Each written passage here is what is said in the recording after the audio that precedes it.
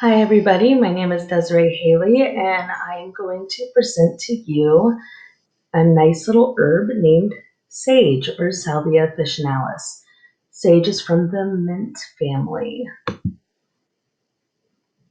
The history of um, sage is native to the Mediterranean region. There's over 800 known varieties and it was deemed so important that in 12 AD it was ordered to be planted on the German imperial farms. It is, as you may know, it's been raved for both its culinary and medicinal uses. There's magical elements too that are said to be associated with sage. White sage is most commonly used for incense. My More than likely because it's got a stronger scent when it is dispersed into the air, but it's also used for magical elements as well. The magical elements are wisdom, good luck, prosperity, redemption, cleansing, home blessing, and longevity. And the energetics of this herb are both warming and drying. The genus name Salvia is related to the Latin word salvare, meaning to heal, preserve, or redeem. So many in an Italian proverb, it states, "Why should a man die when he has sage in his garden?" Because they did believe that it made you have a longer life. Another interesting thing about sage is how to grow it. So if you actually want to grow your own sage so you can harvest off of it and tend to it and know exactly where it came from, uh, it will grow almost anywhere.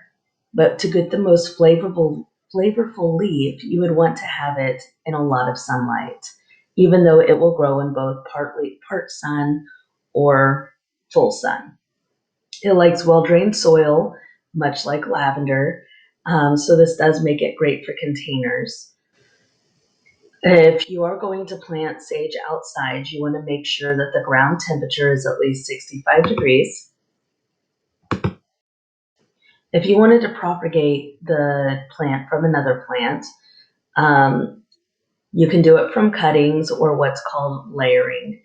From cuttings, you take a 3-inch cutting from the very tip of the stem.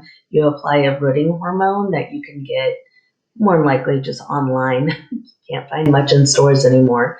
On the exposed portion of the stem and plant it in, I'm going to mispronounce this word, but vermuculite, which I do have some. So I'm actually thinking about propagating some sage from cuttings.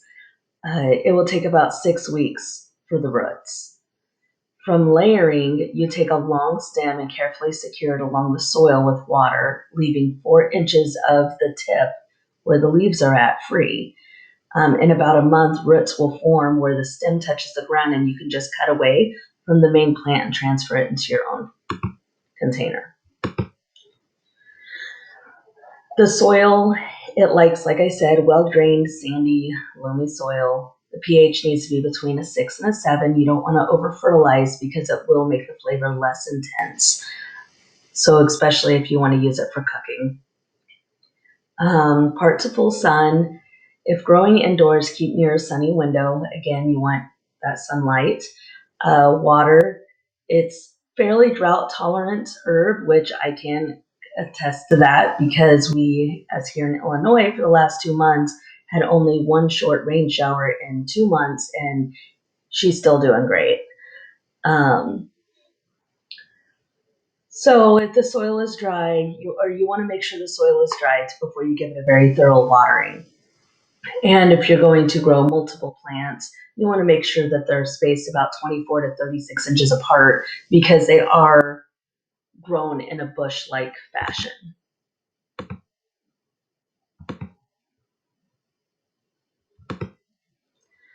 So now we're going to talk about the therapeutic actions and the main constituents in Salvia officinalis. Therapeutic actions also contain, it's very aromatic, it's astringent, carminative, diaphoretic, antiseptic, blood moving, antibacterial, anti-inflammatory on top of the skin or topically, antimicrobial, antioxidant, antispasmodic, antiviral, carminative. Sorry, some of these I get tongue-tied on. I apologize.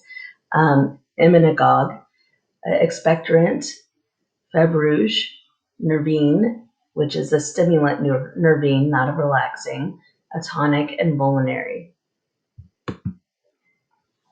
An interesting fact was that in one small study, healthy women drank 300 milligrams of sage tea twice a day for 4 weeks and had a significant reduction in cholesterol numbers and LDL, which LDL is the bad cholesterol, while the HDL, the good cholesterol, increased. Beneficial effects were also known in antioxidant defenses. All women completed the trial and reported no adverse effects. Because of the high cholesterol and inflammation are common aspects of insulin resistance, the researchers hypothesized that sage would be safe and beneficial for people with insulin resistance and diabetes.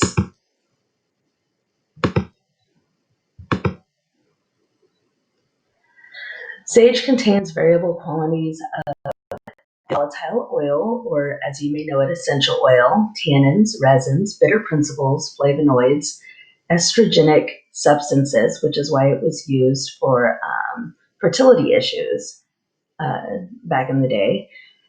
And there's a few more, but I'm going to keep this moving.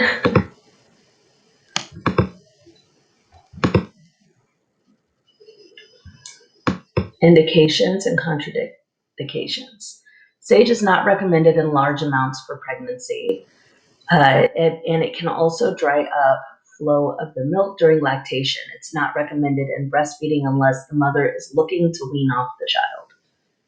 So that's to keep in mind if you were looking to use it during pregnancy or breastfeeding. Indications. Oftentimes, sage or Salvia Officinalis is used for sore throat, excessive sweating, infections, stagnant digestion, type 2 diabetes, hot flashes, toothaches, sore muscles, high cholesterol, and Alzheimer's.